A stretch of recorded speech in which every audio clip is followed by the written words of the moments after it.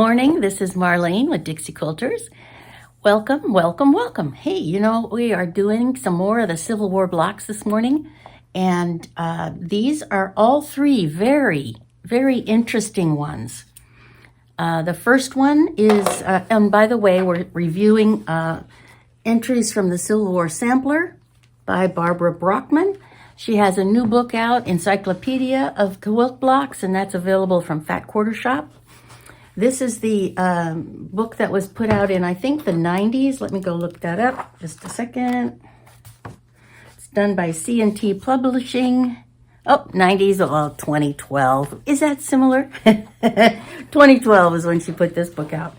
Now, this first one we're going to do is number 41, the Copper Penny block, primarily called the Indiana Puzzle. And this is a block that is very political in its origin because it's designed to look like a copper penny. And at the time, we tend to think of the Civil War as everybody was either for the North or they were for the South. Were they were for industrial North or were they for the Democratic South? Well, then we had other people who were sort of in the middle. And this group was called the Democrats for Freedom. Not freedom. It was Democrats for Peace. That's it, peace. Because they didn't want to side with the South and they didn't want to side with the North. And they were predominantly in Indiana. So these Democrats opposed to the war favored an immediate truce with the Confederacy, and then the Republicans called them Copperheads. So that's why we have the copper penny, because they actually were called Copperheads by one faction because Copperheads in those days were snakes that were poisonous, dangerously poisonous. But the Copperheads took it as a compliment because they preferred to refer to it as the copper pennies because the copper pennies of the day featured the Liberty Head. And many wore the Liberty Head copper pennies as jewelry to show their loyalty to the peace Democrat cause. We tend to look back at the war as cut and dried. Not really. There were factions on both sides and in the middle and completely different that disagreed with both North and South. This pattern was attributed to Carly Sexton in the 1920s, according to the books called Love Amid Turmoil, The Civil War Letters of William and Mary Vermillion, University of Iowa Press, 2003, written by Donald C. Elder III as the editor. But this block is referred to as the Indiana Puzzle. And so this is the one that I put together with copper-colored fabrics and blue backgrounds, showing the light and the dark, meaning the two different factions in the copper penny. Well, in the back, you had to go back and create templates. So I used some cardstock that I had from the Wild West, cotton cuts, and this was a piece of cardboard from, the backing I'm putting on the dinosaur quilts. So I couldn't really trace them, so I sort of hand drew them and then double checked them against the but they're very close, very close. So we made those templates, and then we did that curved seams where you find the middle to both pieces, put that pin the sides, and then work slowly around the circle. I'd never done it before, but I'm pleased with them. They look pretty good, if I don't say so myself. So there we go. There's the copper penny, and that's called the Indiana Puzzle, number 41 on page 82 in the Civil War Sampler. All right, so the next one is called the Grapes of Wrath. Well, we've all heard of John Steinbeck's book, The Grapes of Wrath, and that was all about the Dust Bowl in the 20s, I think it was, in the Midwest, where people were starving and had to move, and their land, there was no water. It was a tremendous drought.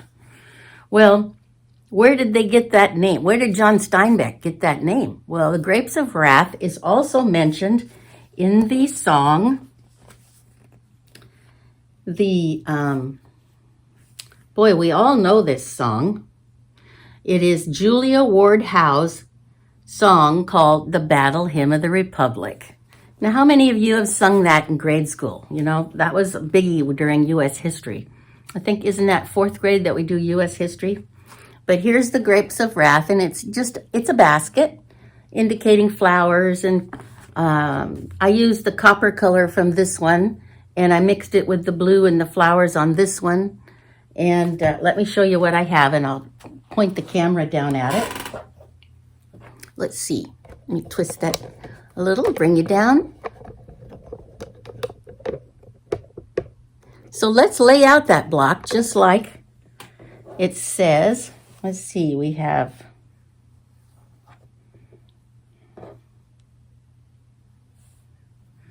I used the gold, you know, and this big one goes on the bottom. Another one of those.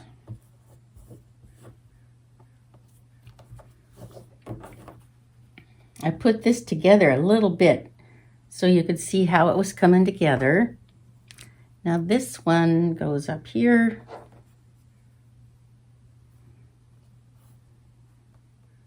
These are some flying geese in the middle.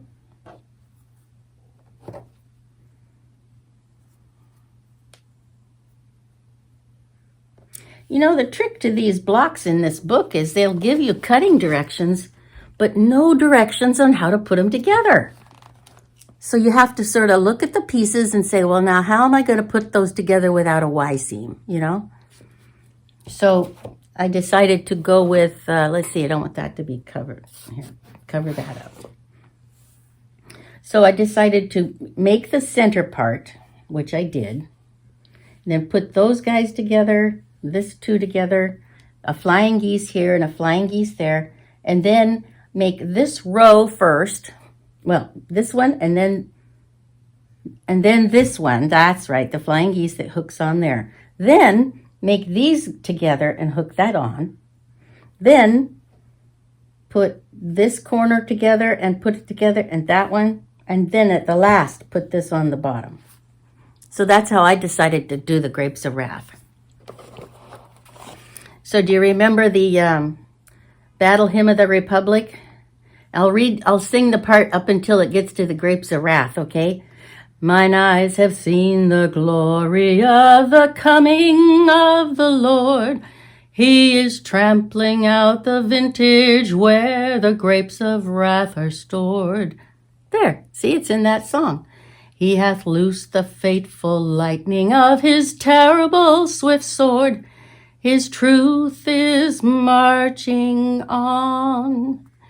Well, I sort of stayed on tune. I lost it a couple of times, but there you go. There's our Grapes of Wrath. It started out as a poem that was printed in the Atlantic Monthly, but it soon became a very powerful song for our nation. And here's a picture of her. Julia Ward Howe. Looks like a nice lady. They're all so serious when they're having their photos taken in that era. And that was based on a book called Julia Ward Howe, 1819 to 1910, out of Boston, New York, Houghton Mifflin Company, 1915. So this is, you know, very good history. I got to say that. Sorry I had to put up with my singing, but I couldn't help myself. Okay, so that's our Grapes of Wrath. Let's push that off to the side. We'll get that put together in a little bit. Now, the next one I've done is called the Union Shield. And you know, Lynn Lockhart gave me some red and white striped material for this block. I cannot find it. So I made it with a different stripe. So and it also has templates in the back of the book that you have to go find. Is this it? Yeah, it's on templates. So I just, let's see, how did I do this? I used the beige background just like it shows in the pictures. See? And then I did have some really nice stars. No, it goes this way. And this is the only stripe I could come up with. So I'm sorry, but we have a milk toast stripe. And then these are the corners. So that's how that one will go. And that's called the Union Shield. The U.S. has been viewed as the shield of liberty since the Revolutionary times, when the symbolism for the new republic was usually shown as stars and stripes with being carried by an eagle. But as we got later in history during the Civil War, they started showing just the shield of liberty. And it's a pieced block from striped and starry fabrics. So there we go. Now, the next bunch of blocks that we're going to do are called piecing challenges. So it might take me a bit to figure out how to put those together. We have Carolina Lily. Now, we did a Carolina Lily in that Christmas Figs book. Remember, we made that one, and Lynn's doing the long arming on it right now. And I don't think I've made the West Virginia block before. And the Confederate Rose. Now, that's pretty. I'm going to have to find some kind of a flower fabric. And that one has to do with Confederate General Albert Sidney Johnston. And then we have the red, white, and blue star, which is another stripes with red flowers. Ooh, that looks difficult. Well, we'll figure it out. And then applique, we make a star applique on stripes. And then we make a, very flowery design. I don't know how to do that. I may have to learn how to do that turn applique thing. Does it say? No, it doesn't tell you anything about what to do. Doggone it. Oh no, it says using the turn under method of applique. Well, I think I'm going to do it like Lori Holt's planning to do the Jane 250, where you buy that almost interfacing kind of material and you put right sides together and sew a little seam and then slice it down the middle and open it up and turn it around. And I think we'll try that. And then the last one is Seven Sisters, which is appliqued stars on a basic background. And I think I've got just the fabric for that background. Okay, well, I got ideas, but there's 7 more to go, and they're all called, oh no, wait a minute. 4 are called piecing challenges, and 3 are called applique blocks. So there we go. We'll get to going on those, and we'll have those put together, and I'll make a short showing you the finished ones. All right, well, thank you for spending some time with me this morning. Let me say hello to you. Well, good morning, and I hope you have a lovely, restful day. And then here we start another week again. But we're getting awfully close to Thanksgiving. Yesterday, I took some time off of sewing, and I made pecan caramel with chocolate, and it's like butter brickle, only it's toffee brickle. That's it. First time I've had to remember where on earth was that candy thermometer at. I use it for canning, but I actually made candy the first time. And you know what? I watched a YouTube on it, and it turned out perfect. So I have it hidden in the freezer, just in case, So I'm hoping to use that for Thanksgiving. And then I found a recipe for a chocolate cakey brownie cut into squares.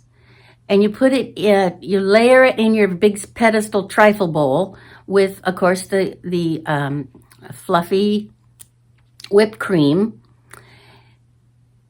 You use a can of pie cherry filling and a container of hot fudge that you warm up in the microwave and drizzle across the top of all of that. Now that looked good. And then it was dusted with cocoa powder for color on top of the white cream, whipped cream. You know, the freezer cream that you come in a carton. So I'll take a picture of that when I actually make it. Probably be next week. Yeah, probably next week.